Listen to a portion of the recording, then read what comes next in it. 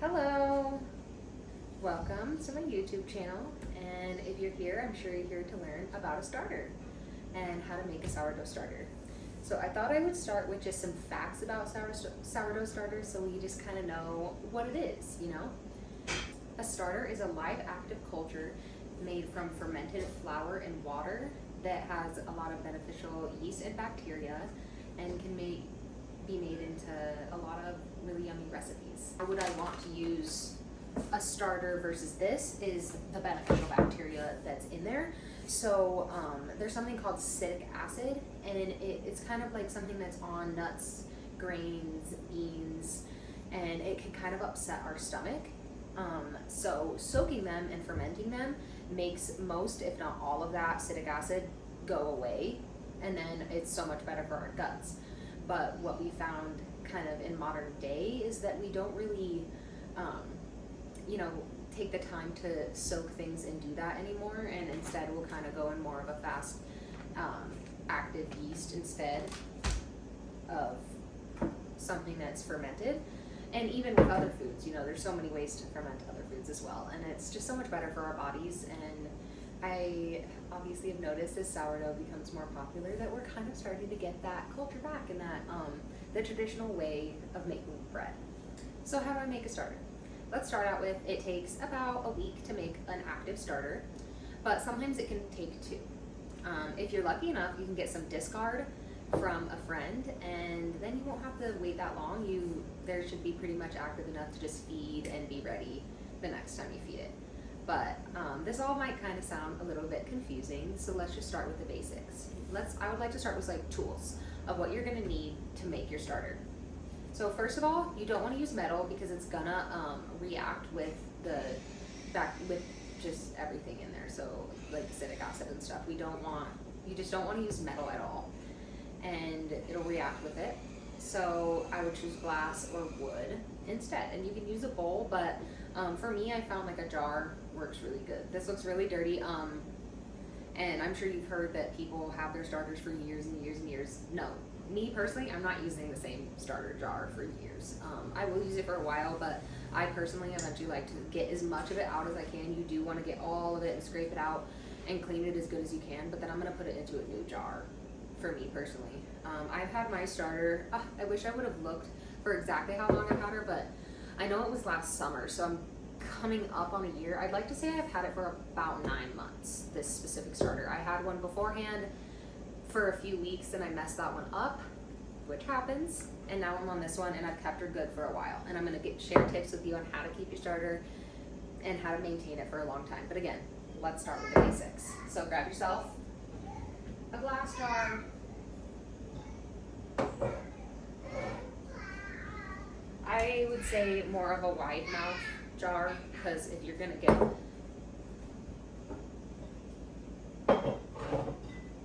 something like this, I think I've done it and it's really hard. So then when I've got wide mouth, it's so much better to use. So I already have one obviously, but that's okay. That's not gonna make this difficult. We're gonna get a cup, a liquid measuring cup.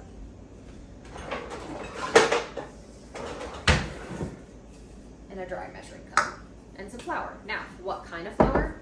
You could use all-purpose flour. That's what I usually use. Unbleached is best, or you can do einkorn flour. You could do wheat flour. I have used bread flour. It's not a big deal. My preference though, all-purpose unbleached flour. I know einkorn is good for some like gluten intolerance. I don't think it's great for celiac disease, but I know it's good for gluten intolerance as far as I'm concerned. I would do deeper research on that though if you're concerned. But yeah, let's start with my flour's getting low, but I think I have enough in here for what we need to do. I like to keep mine in this because it's so much easier than just grabbing a bag down every time. You do you. But this is how we're gonna start it. So day 1 of starter, you're gonna do 1 cup flour, 1 cup water. And you're really gonna want filtered water, because if there's any chlorine in the water, because there is chlorine in tap water, most of the time, it's gonna mess with your starter as well, kind of like the metal, so opt for filtered water. So let's get started. Okay, so it's day 1, you're making your starter. You're gonna dump in your flour into here. 1 cup flour and your 1 cup water into here. Then you're gonna take, I like to use this just like a rubber spatula, but if you, a wood spatula would work great as well, but remember, no metal. Then you're gonna put those in there and you're gonna mix it vigorously. Like it's gonna resemble kind of pancake batter in my opinion, like really liquidy, maybe though. Maybe not quite pancake batter, I guess that's not the greatest way, but it's gonna be like, you know, you want it to be consistent and smooth, so you're gonna wanna like kind of scrape off the sides and mix again. I know I'm not actually doing it, but it's because I already have a starter, so I'm gonna show you with my starter for day 2. But that's day 1, really simple. 1 cup water, 1 cup that, stir vigorously, set to the side, put a clean, my towel's not clean, who cares? You're gonna put a clean towel over it, and you're gonna set it down, and you're gonna leave it for 24 hours. And then after 24 hours, you're gonna come back for day 2. Okay, so it's 24 hours later, you have made your starter, and yours is probably gonna be a little higher up than mine, because I've discarded mine a little bit. Then you're gonna take it, and you're gonna wanna cut it in half. So you're gonna take half of what's already in here, and you're gonna dump it out. So you could dump it into something and use it in a discard recipe, which just look up sourdough discard recipes, there's gonna be tons. Or you're gonna have to dump it down the drain, you know? So to be less wasteful, I like to save mine and use it in discard recipes. Why do we discard? What is discard? It is just the other half, it's just what's in here. You can use a rubber band to see where yours is at, and so you know, I might put a rubber band halfway where I'm at and just kind of dump to the rubber band to show that I'm dumping half out. But basically we're dumping it because you have to feed equal parts. So today I have the 1 cup, so I'm gonna have to feed it even more each day, and you're just gonna end up with more and more and more and more starter, and it's gonna be too much. You'd have to be baking multiple loaves of bread a day to keep up with that amount of starter. So if you own a bakery, maybe you're not having to get rid of any of your discard stuff, and again, with using it in discard recipes and stuff, you're not going to be wasting, which is awesome. But I've definitely wasted it, honestly. I think anyone who's made starter has definitely dumped some discard down the drain. I mean, it's just kind of a part of the gig, you know, especially if you're going on vacation or something and you're like, I need to feed this and I need to pop it in the fridge and go. Yeah, anyways, there's just gonna be reasons that you're maybe gonna waste a little, but again, try not to and save it. So yeah, that's why we discard. Basically just because we would end up having way too much starter in the end, and it needs to keep being fed. And again, you're not gonna wanna feed it 3 cups of flour or whatever a day. So you're gonna discard, dump a little bit of it out. I already discarded mine, so I'm just kind of showing you a slight example of what you're gonna do again. Hopefully you can save it.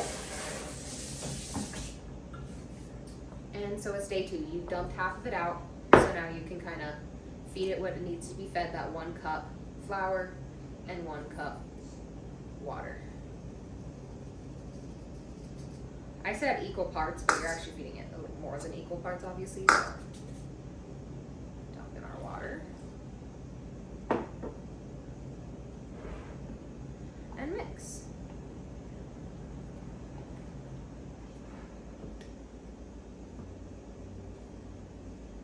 I'd say probably my favorite way to use discard in a recipe would be like pancakes, because they usually when I make pancakes I use 2 cups, so that's quite a bit. I say on an average day maybe you're getting a cup maybe of what I'm discarding. I guess it just depends. You can really play around with it. So a lot of times I've taken the discard, put it in something, fed it, so I basically now have 2 starters because I'm feeding each, and then I just give that other starter to a friend. Or you could just give the discard to a friend and they can feed it themselves. But yeah, I hope this is making some sense. In the description below, I'm gonna, write down day 1, day 2, so you get it. But I wanted to give some tips and stuff as I go. I'm hoping you can follow along well. Another tip I have is to maybe use like room temperature, to a little bit on the warmer side of water, not hot, but just warm. It just helps. The yeast and bacteria grow. They grow in warmth, so it's gonna help it.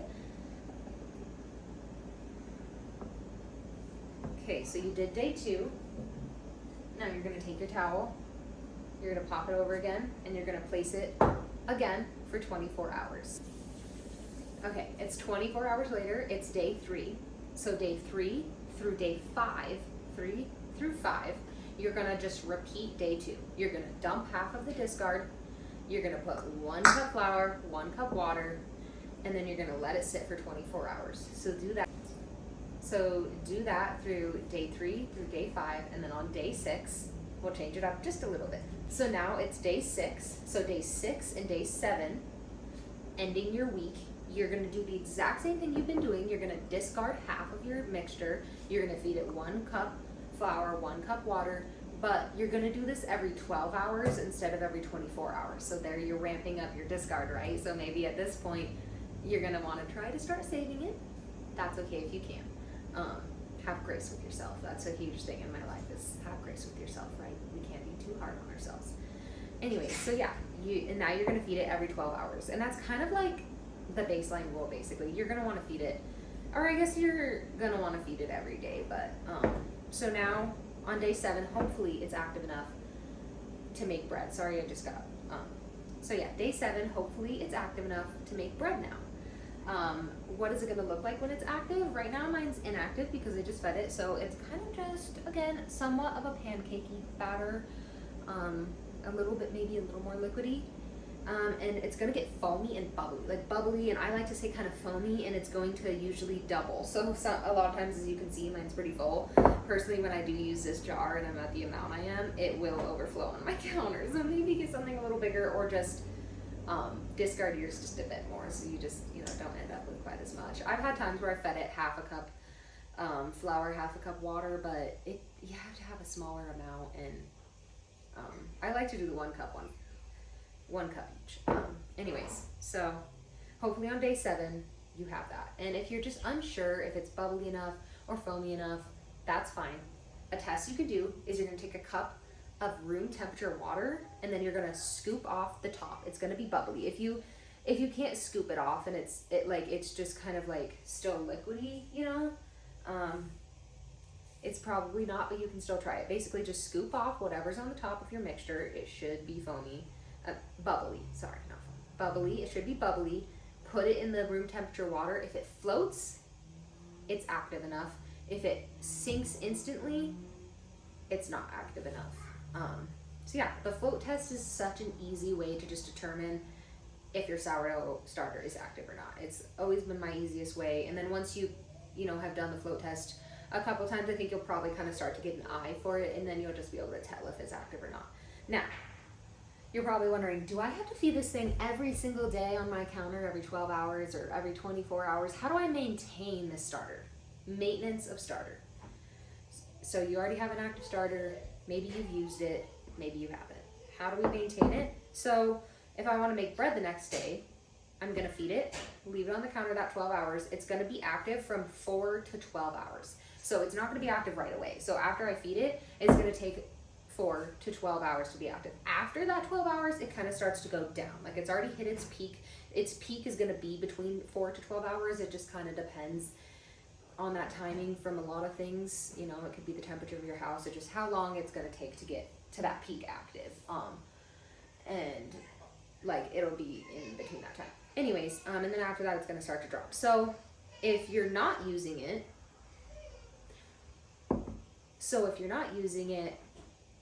anytime soon, or say maybe you're going on a vacation or you're leaving for just a couple days, you're just gonna, maybe feed it if it needs to be fed, or if it's already pretty active, then you're just literally gonna pop it right in the fridge, and it's good in the fridge for however long you want it in the fridge. Now, if you're keeping it in the fridge for a long period, maintenance is gonna be feeding it once a week to even once every 2 weeks if you really need to. It should stay active, especially if it's peak active when you put it in the fridge. I'm sure it will be fine for 2 weeks in the fridge. I've kept mine in the fridge for maybe about a week tops. I don't think I've left it in there much longer, just because I do use mine often, but yeah, it should be good. It doesn't have to be too hard. If you forget to feed it, that's okay. Feed it, get it active, and then put it in the fridge if it's kind of being a pain for you. It's not too bad, and if you mess up, restart like I did, Okay, so that's how you make a starter. I think the only question I think that maybe I could think of that you would have is sometimes on the top there's going to be a layer of like little liquid on the top.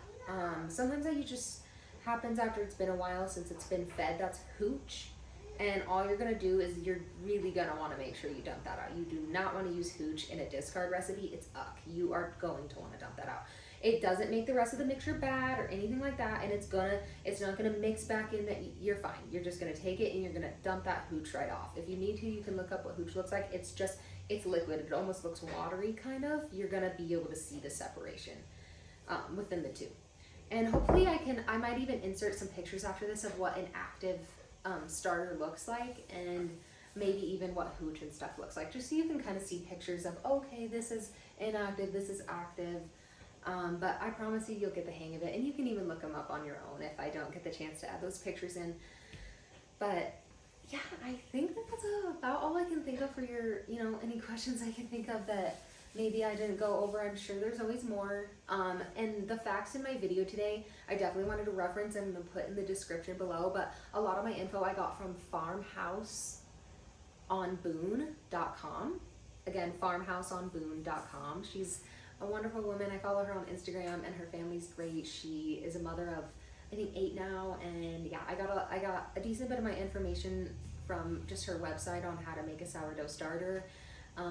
Yeah, so if the video version isn't great for you and you like to actually read it out and not just in my description, that's where I got some of my facts from, and the rest of them really was just from trial and error on my own. But yeah, I hope that you have a good time on your starter journey, that it goes well for you, and yeah, it doesn't have to be so scary, and it's really actually, it's easy, okay? And if it's not for you, that's okay. Sometimes I still use this. Why do you think I have it in my kitchen? I don't. I use sourdough for everything. I think the bread is a little bit superior in all ways, except there's something about a PB&J, like, I don't want to eat it with sourdough. I just don't. So I will make a regular loaf for that. But yeah, I love it. It's fun. There's so many versatile ways you can use it, from pancakes to bread to muffins, baked goods, anything. You can just add it into so many different recipes just to ferment them too. You can even make corn dogs with them. It's really endless. It actually should really be your friend in the kitchen. I think a lot of people think that it makes it harder. You have to meal plan more. I meal plan less with a starter because it's used in so many ways, and you constantly have discard, and there's so many ways to use it as a recipe that yeah, it's really worth it. And you are not going through too much flour if you just are able to kind of time manage by putting it in the fridge, setting it out at the right times. Yeah, a starter should make your life easier in the long run, not harder. But yeah, I wish you good luck on your starter journey. Thank you so much for watching this video. I hope that it helped you. I know I'm a little rambly, but I'm just excited to share how to cook and little tips. But my next video, you should keep an eye out. It should be a video about how to make sourdough bread for beginners. So I'm really excited about that. Maybe look into a Dutch oven if you're curious, because you're gonna really want one of those for making sourdough bread. But yeah, I'll see you in hopefully a couple days to show you how to make bread, and hopefully you're able to get your starter going, or even get discard from a friend. Maybe. All right, thanks again for watching the video. Bye.